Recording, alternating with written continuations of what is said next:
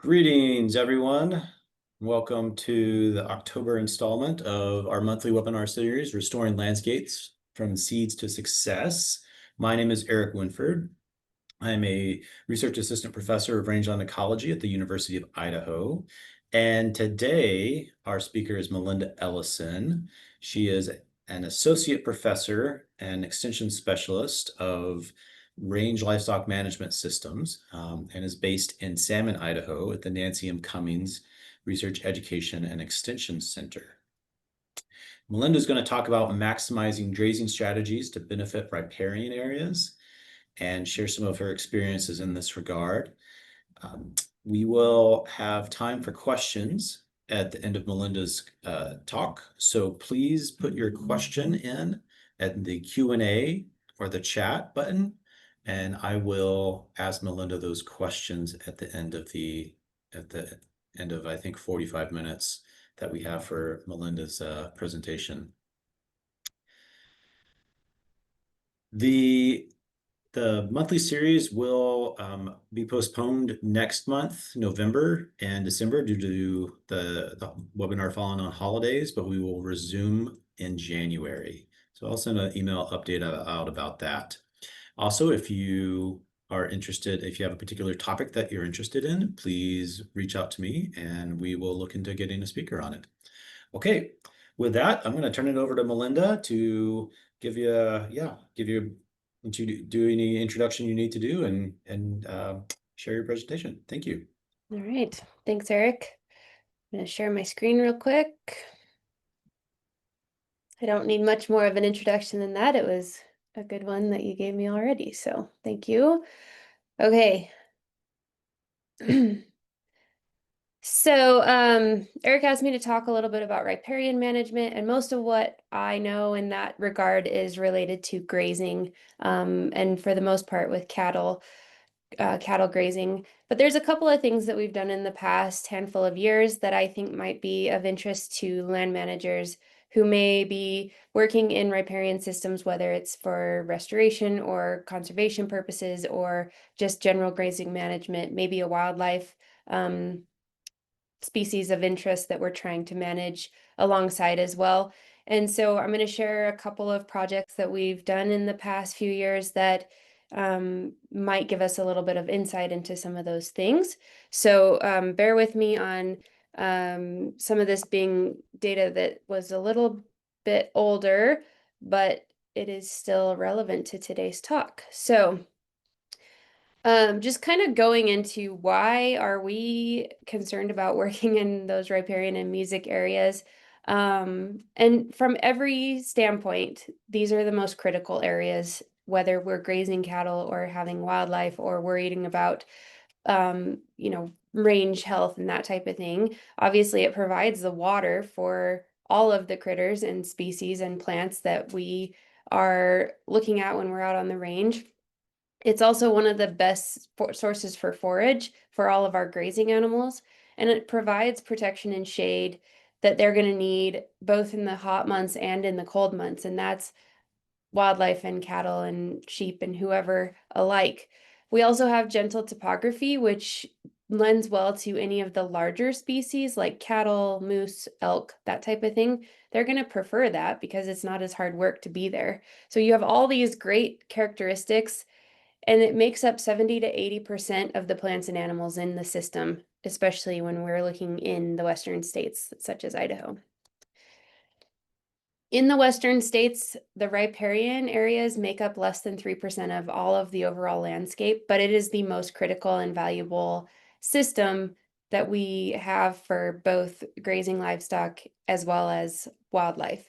So that's kind of why I spend a lot of time in the riparian systems. And we know that there's a lot of conflict that can happen between livestock, grazing, recreation, wildlife, all the things. And one of the biggest things that I would like to provide insight on is being able to balance all of these things at once and having a healthy ecosystem. And my true belief is that if we can have a healthy system, it's going to support all of the things that we need to use it for. And we just want to make sure that as we move forward, we manage the way that we need to make sure that they are healthy. And, livestock grazing, somewhat rightfully so in some cases, can be touted as responsible for some of the damages that can occur in those areas, but it can also be one of the best tools that we have available to us when it's managed properly to bring these systems to a really good, healthy standing. So I think it's just important to sort of acknowledge that it can go either way, but there's ways to work around all of the things, and we can actually use cattle to our benefit when we're looking at this. So one of the first things I want to talk about is a study that we did. This was at Rinker Rock Creek Ranch down in Blaine County, outside of Haley. This is a University of Idaho facility where we have a great riparian system that we can graze some riparian meadows alongside and get some good information. This particular area, you can see on the map here how we kind of allotted our different grazing pastures. This is a pretty big area. But what the situation was is it had been a long time since that area had been grazed at all, and we were seeing a really heavy growth of grasses that were growing up tall and then laying over and causing a lot of just matted coverage of the ground, which was challenging all the other species of plants that were potentially capable of growing there due to that. So we were seeing a pretty poor stand of forbs, which would be important in that area, especially for sage grouse, but also deer and those types of things. So what we were interested in doing is taking this area that had not been grazed in quite a while and doing some different treatments to see how grazing was actually ultimately going to affect things like the vegetation there, the soil, and that type of thing. And then, of course, we were also interested in how those management strategies might affect the livestock as well. So what we did is this is only a 2-year study, and this is the disclaimer that I'll put forward for you all right off the bat. It's only a 2-year study, so we can't make long-term inferences from the data that we pulled from this research, but we still saw some things that were pretty insightful. And what we did was we applied 6 separate grazing strategies, and one being control, but both from an early and a late season standpoint. And then, so of course, no grazing other than wildlife occurred in these two pastures. We also applied a moderate grazing to a June pasture as well as an August pasture, and that would be where we targeted a 30 to 40% utilization rate, and then a high utilization rate in both the early season and the late season, June and August. And so the idea here was that we only grazed it during those time frames, and then there was no other livestock grazing in those pastures for 2-year period. We grazed over a 16-day period for each one, so just over 2 weeks. And then this is kind of what we saw. We were sampling on this regiment here. So the preseason sampling happened towards the end of May for our June grazing period, and we sampled within a week of turnout, and we also sampled post-grazing within a week of coming off. And the same thing occurred in our late season or pre-graze and post-graze sampling. And then we were interested in all of these pastures. How did they look when we approached October, when things were starting to freeze and senesce and that type of thing? What was the regrowth potential after these grazed systems? This is a photo that just kind of helps depict the 2 different years that we had in Idaho that during that time frame. So 2019 was pretty good moisture. We had good precipitation that year, and you can kind of see that just by looking at the photos that we have here.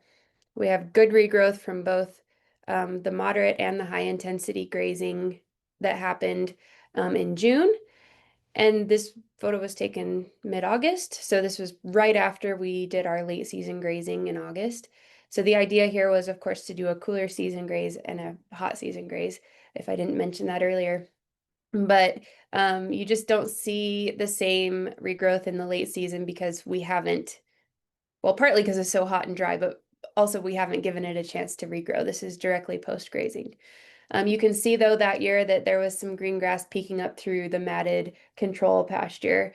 And then when we look at 2020, we see that the regrowth potential was much poorer that year because of low precipitation. It was a very dry, droughty year that year, where everybody was struggling to get anything to grow. So you can see a very distinct difference just based on precipitation for those years.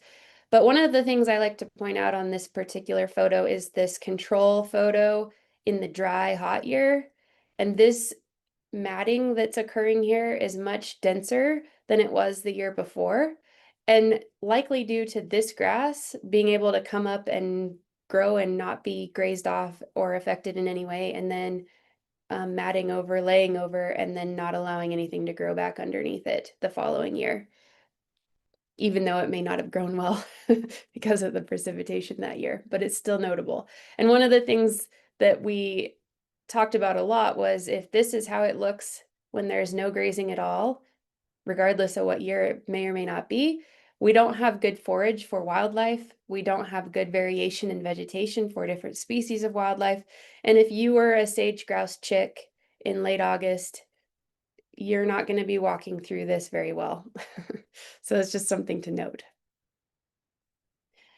So this is our soil moisture that we did take samples throughout the season for each of our grazing treatments. So you can see this chart is going to be, this left-hand side is your pre and post grazing for your early season, and then your pre and post grazing points for your late season grazing, and then a regrowth period way at the right-hand side. And as you look down through here, we've got, and I did forget to mention we had a continuous graze pasture that was nearby that the cattle were left to their grazing devices for the entire season with no interruption. So we did compare that as well. And I'm not presenting all the results from that, but we are seeing here continuous grazing, the control grazing, and then our early high intensity, early moderate, and you can see as we go down through here. So the notable thing here is that we are seeing basically an obvious drop in soil moisture from early season to late season, strictly something we would expect based on the way that the year is wetter in the early season and gets drier as we go through. The control pasture, you can see a bump here as we go through comparatively in 2019. And so because we have all that stand of grass there holding moisture in, and then remember 2019 was also a much wetter year. And you can see that throughout this whole chart, throughout the duration of the trial, 2019 had better soil moisture than 2020 as a general rule. I think that's all I needed to mention on that chart, just to kind of highlight those things.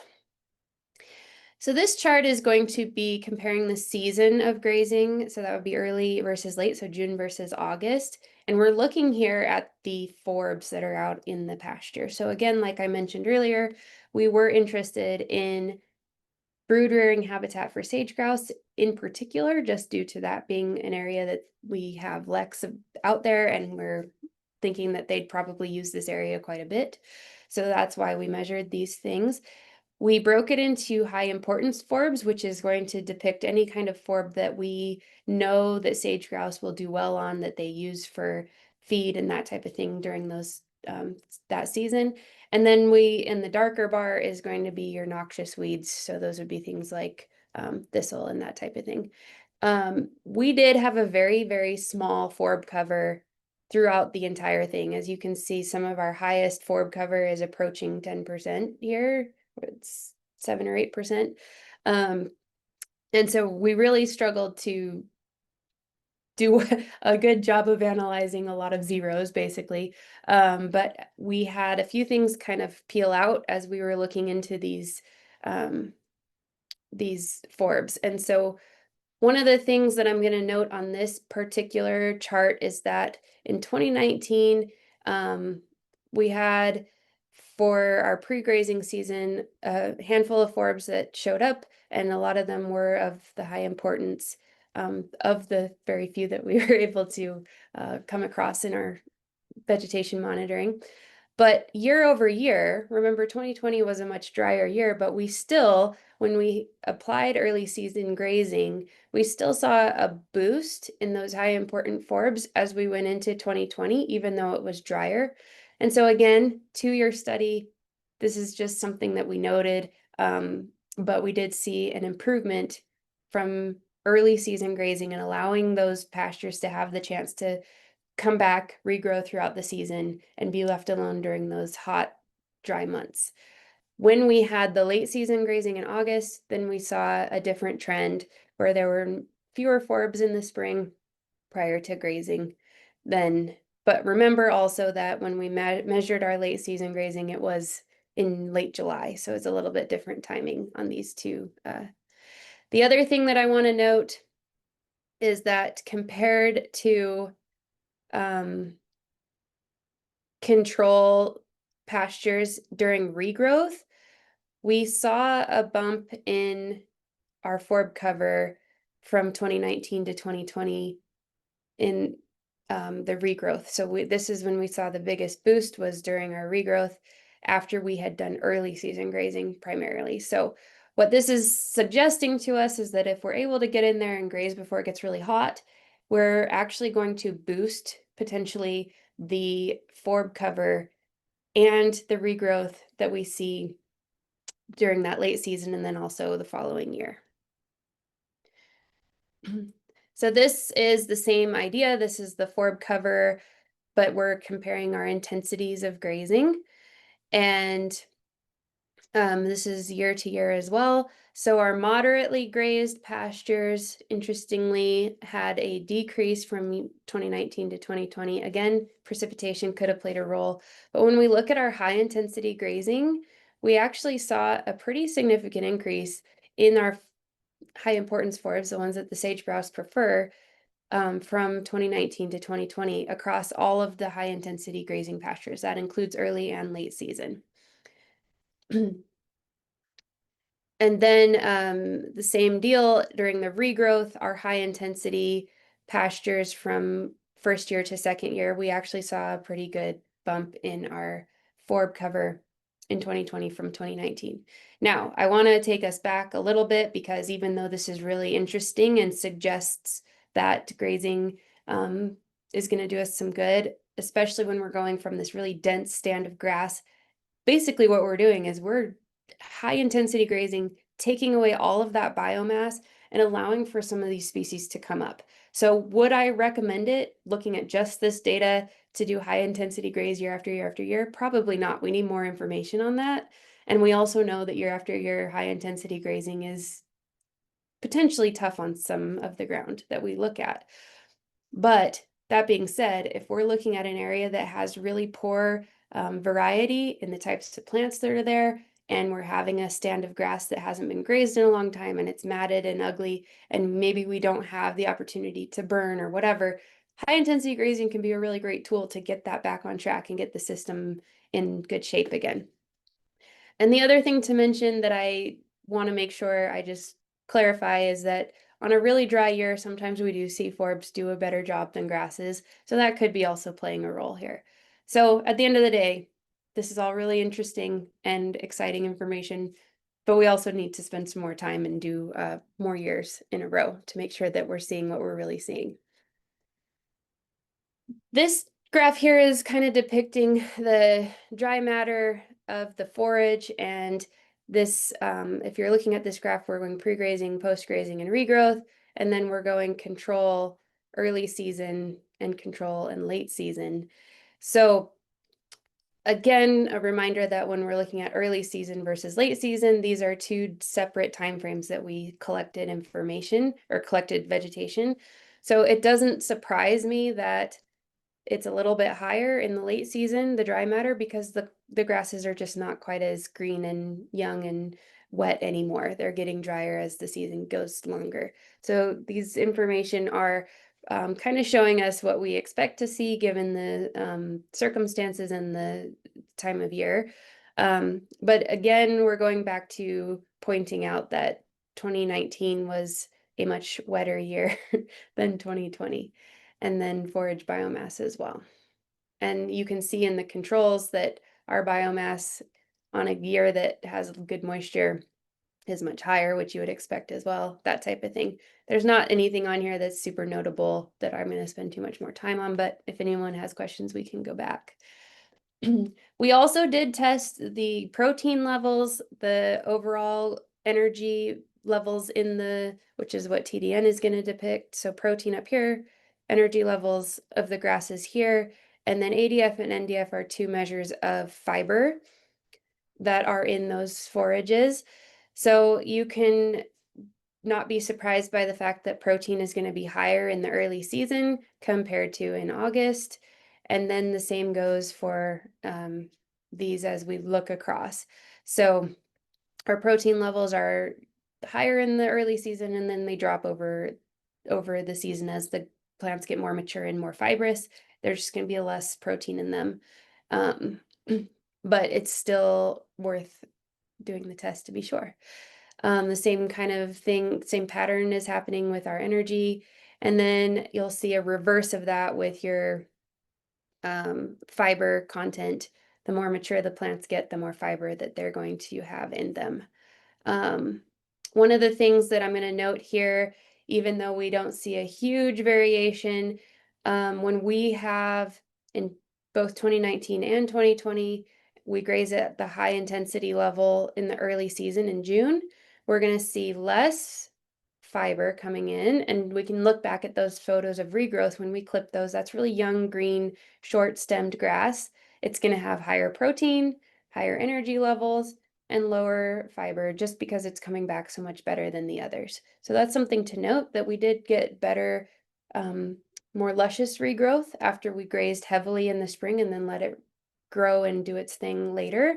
And so that speaks pretty well to supporting that we would want to do some of our grazing earlier in the season when it's cooler. The plants have a chance to come back and regrow, and then it's going to have more nutritious qualities to it later in the season when we either maybe bring our animals back for another short grazing period, or maybe we have deer, elk, sage grouse, whatever, that are grazing on those plants. It's going to be better for them in the long run. And we would not do our due diligence if we didn't also measure our animal performance, because if somebody is managing cattle, they're going to want to be able to manage in a way that is also profitable to them. So we did look at average daily gains during the time frame that they were grazing. And 2019, of course, the animals performed a lot better. The grasses were better, more moisture, all of those things. This is not a surprising graph for me at all. Same deal with the early season versus late season. You just have a much more nutritious plant to graze on early in the season before the plants have matured and become more fibrous, like we talked about. So the animals perform better in the June grazing season than they did in August. And I should note that the animals that grazed in June high intensity were the same animals that came back and grazed in the August high intensity, so that we weren't having any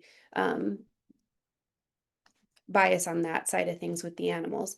But another thing to note for our early season grazing is the animals themselves in June are in a better growth capable phase of their lives. So these were yearling animals that could they would kind of top off towards the end of the season, and they didn't have as much growth potential at that point either. And we did compare our moderate grazing to our high intensity grazing, and we did see that break out a little bit, where our moderately grazed animals performed a little bit better than grazing really intensively. And that's not surprising either. That's supported by literature many, many times over, that the more intensively you graze an area, the animals have less selectivity, so they're going to not have the same growth potential as they would if they had the ability to pick and choose what they want and then move on to the next one. So, but all in all, we still saw pretty good gains from all the animals, where what we did with our management, early, late, moderate, high, none of those things affected us to the point where it was so significant that it wouldn't be a possibility. So that's kind of wrapping up that study, and I'm going to move on to another one that's a little bit different.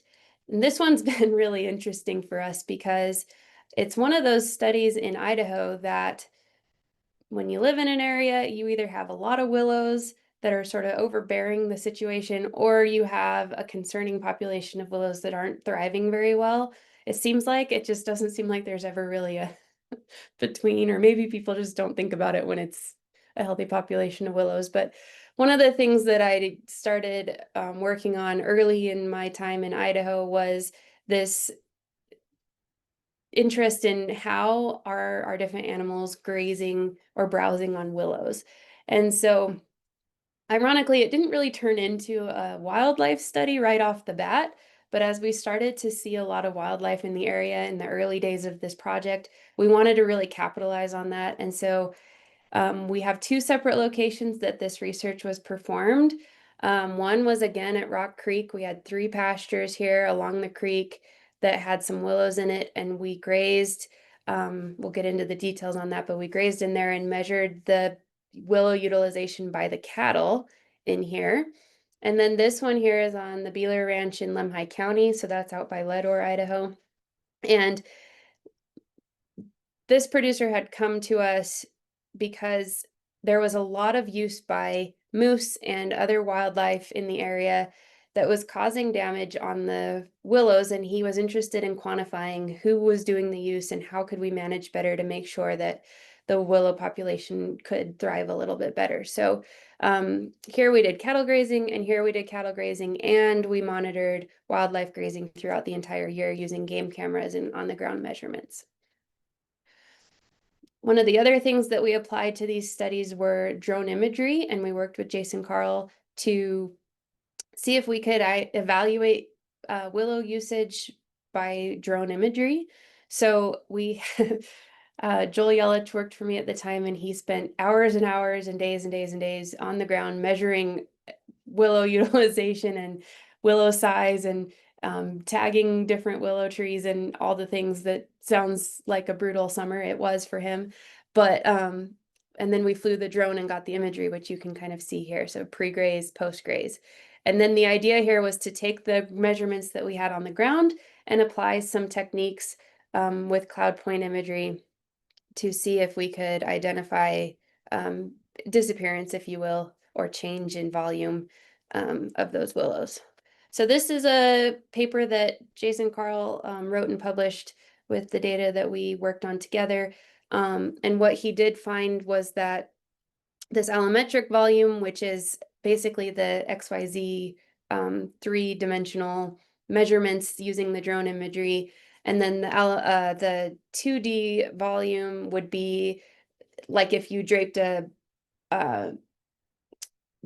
sheet over the top of the willow, and then compare that kind of to the drone imagery. And so how good of a job did we actually do at the drone imagery versus the on-the-ground measurements? And what we found was with the allometric measurements pre-grazing, we got nearly 90% correlation between the on-the-ground and the drone measurements. And then post-grazing was a little more difficult to match up, but we still had nearly 80% match up there. So then this other method with the 2D, because we're not looking at all the little branches at the bottom and all the things, we actually had better success with that. But in my mind, a 90% matchup between drone imagery and on-the-ground measurement, when you consider how much time it takes to measure willows on the ground, very, very promising in the way of being able to quantify willow disappearance using a drone. So that was pretty exciting. This is some of the information that we pulled from the study in Leadore, and we were looking at the cattle and the large ungulate grazing that was occurring there. So this particular graph is depicting, what is that, 7 different species of willow. And we took measurements just prior to grazing, which occurred in early June, and we went for 2 months. And they were removed just prior to August, when the salmon and steelhead would begin to run and do their all the making eggs and whatnot. Sorry, I'm not a fish biologist. But at any rate, the idea was to keep them out of that area when the fish were spawning. And so that was the time frame, June to and late July. And so we measured all of these willows that we had marked pre-grazing, and we did a middle graze, so end of June, early July, and then again at the end of grazing, and then we had a period of time for regrowth where we measured post-grazing. So this is a cumulative graph. So we started at 6%. I'm sorry, my mouse isn't working super well. We started at 6% utilization on the willows, and that was going to be contributed to any wildlife that were there prior to the cattle, because there were no cattle in there before that. So it's a cumulative, so from 6 to 14%, that is from the time that we start grazing to the middle of the grazing period, and then from 14 to 45%, going to the end of grazing. So all in all, we had 39% willow browse that occurred during the grazing period. And then after grazing, when it was just wildlife, again, we had another 12%.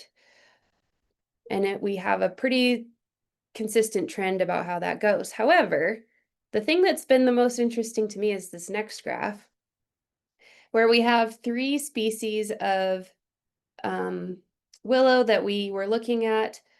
The Geyer willow is in red, the Lutea willow is in orange or yellow, and the plain leaf here in the darker color. And the interesting thing here is when we were quantifying who was using what, we have 5% prior to grazing, and then we have this graze of the willows that you can see. Cattle are clearly doing some grazing in there because, as we all know, the wildlife tend to not hang in there as much when the cattle are there. So there is some of both happening, but we know that the cattle are contributing. But the interesting thing here is that when the cattle are removed, there's a decrease from the end of grazing to post-grazing with the Lutea and the plain leaf willow. And there is a continual increase that's happening with the Geyer willow, which we can only contribute to moose and deer, which is primarily what we saw in the area. And so to me, this is the most interesting thing that we could have found about what we were looking at here with the willows, because now we're seeing that we could actually break this out by maybe if we have a cattle area where we're trying to get a stand of willows to grow and succeed, maybe we plant the Geyer willow, because we're seeing that this is not something that the cattle are doing. It's more of a wildlife thing. Same reverse situation where these 2 willows, the Lutea and the plain leaf, clearly are more preferred by the cattle than the wildlife in this over this time frame. And this is research that we actually did do for 6 or 7 years. And so we're seeing this trend over time, and it's pretty exciting for us because to me it feels like a really great opportunity in restoration projects where we don't necessarily have to remove cattle from grazing. Or maybe it's an area where there's a lot of wildlife and we really want. So anyway, I think that that's just pretty interesting. So here's a visual depiction of what I just talked about, where we have, and this is back at Rock Creek, so it's a very similar answer that we got in both locations, which is also promising. So we have a sandbar willow here. You can see that it's kind of looking good pre-grazing. And then we've got the Geyer willow along here looking good. And then when we look at post-grazing, you can see that the cattle clearly spent more time, whether they were grazing it or walking through it or whatever they might have been doing. It's clearly a lot more utilized in this area than the Geyer willow. So it's the same idea post-grazing. And so I think we can really capitalize on some of this information when we're talking about a willow type project. So here's a couple of photos of some of the livestock and wildlife that we're picking up at Rock Creek. This is a project that we're currently trying to get processed and out the door with our total data set. And so a lot of this is preliminary or just some things that we've looked at, but we're really looking forward to some of the other things that we can bring from this project. And hopefully Eric will give me another chance to share once we have that done here in the next 6 months or so. So with that being said, I'm a little early, but I'm here to take any questions that you guys may have, and thank you very much for the time today to share with you all what we've been doing. Yeah, thank you so much, Melinda. That's great. That's some really cool things. Um, please, if anyone has any questions, please put them into the chat and the Q&A, and I'll let people kind of start putting those questions in. And here's one.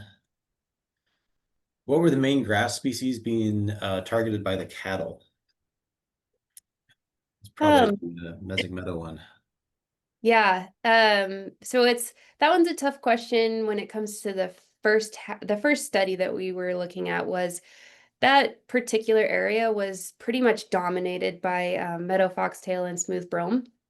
And so we didn't have a lot of opportunity to really delve into that in that project. As far as the willow projects, that is something that we measured. That is not something that I have looked into. And so next time around, I will make sure to address that question. Right. When I was curious, when you were talking about early season, what factors would you recommend people use to determine when to turn cows out on a meadow early season? Because that might be different than what you would use for an upland setting, right? Sure. I mean, I think that you want to make sure that the grasses have they're at the multiple leaf stage, and also really give them a chance to hit 8 or 10 inches, depending on the species of grass we're looking at. In a riparian system, I think, when we were turning out for grazing, we were easily 12 or 14 inches at the minimum. And those plants were approaching maturity and seed stage. So I think to me, it's most important to just make sure those plants have a chance to really establish and grow. And if you're grazing year after year after year, the same time period, which is okay, but you also want to give them a chance at some point to reproduce. So there may be years that you have an opportunity to give them a chance to seed out a little bit before you graze. And that's just from a plant health standpoint, just because you want to be able to give them that chance to continue to reproduce. However, if you're only grazing in June and you're giving them that chance to grow back and regrow and produce later in the season, then that's okay too, especially if we're talking cool season grasses that'll grow both in the spring and in the fall, if that makes sense. Yeah, no, perfect. Another question is, what were the grouse preferred forbs? So in that area, we didn't have, like I said, it was pretty small amount of forbs in general, but we had some dandelion down there, some alfalfa, some clover. Prickly lettuce was one that we saw quite a bit. And those are all the types of things that the sage grouse are going to target. And I know there was a more comprehensive list that Kenny Randall was the one that did that work in his master's degree. And he did have a more comprehensive list of what sage grouse preferred forbs were. And I think you could probably just look that up online if that was something of interest to you. Um, and there, Yeah, there were some and I know they will eat the Canadian thistle. I understand. I'm not a bird biologist either, so I apologize for that. But I also that was work I did alongside Tracy Johnson, and she is a bird biologist. So maybe if you wanted to reach out to her, she'd be happy to help you with that too. I remember Kenny saying something about the milky sap composites being very Mhm. common out there that they liked. So the asters Yeah, that um would make sense. with the with milky saps. Um great. Want to remind people that this presentation and all the other ones from this webinar series will be on our YouTube channel. And this is the link to the YouTube channel. So we'll be posting this shortly when I get a little bit of time to review it and set it up. Any other questions,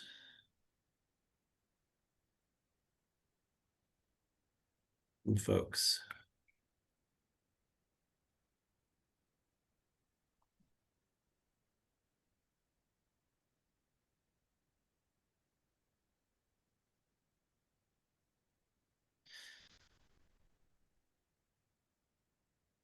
Melinda, do you have any thoughts about why the wildlife preferred the Lutea over the gyres, or why the cattle might prefer the sandbar willow over the other ones, the gyres?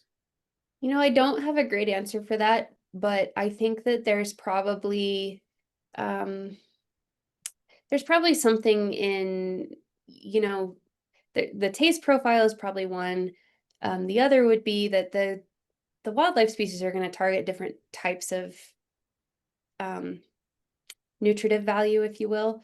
And I don't know, I mean, we haven't really done any of that work as far as actually quantifying nutritional value in different species of willow.